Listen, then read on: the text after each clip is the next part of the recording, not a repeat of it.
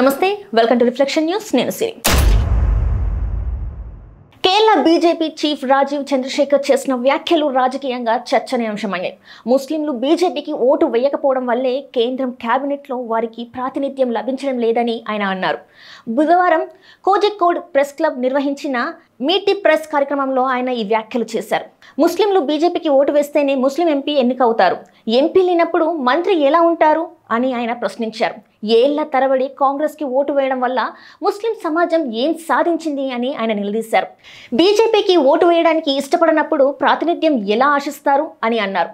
కోజికోడ్లో ముస్లింలు బీజేపీకి ఓటేస్తే ఆ ప్రాంతం నుంచి ఒక్క ముస్లిం ఎంపీ ఎన్నికయ్యే అవకాశం ఉంటుందని, తద్వారా మంత్రి పదవి కూడా దక్కవచ్చని ఆయన అభిప్రాయపడ్డారు. రాజకీయ ప్రాతినిధ్యం అనేది ప్రజా తీర్పు ద్వారా వస్తుంది, కానీ అదొక హక్కు కాదని ఆయన స్పష్టం చేశారు.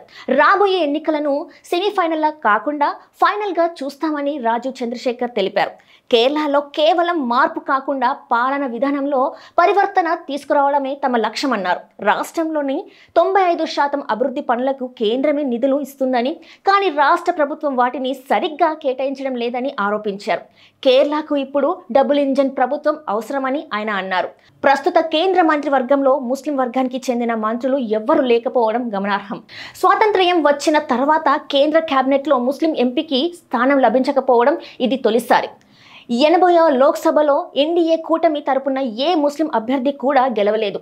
గత మోదీ ప్రభుత్వంలో ముఖ్తార్ అబ్బాస్ నఖ్వీ ఏకైక ముస్లిం మంత్రిగా ఉన్నారు. కేరళలో డిసెంబర్ 9, 11 తేదీల్లో స్థానిక సంస్థల ఎన్నికలు జరగనున్న నేపథ్యంలో ఈ వ్యాఖ్యలు ప్రాధాన్యం సంతరించుకున్నాయి.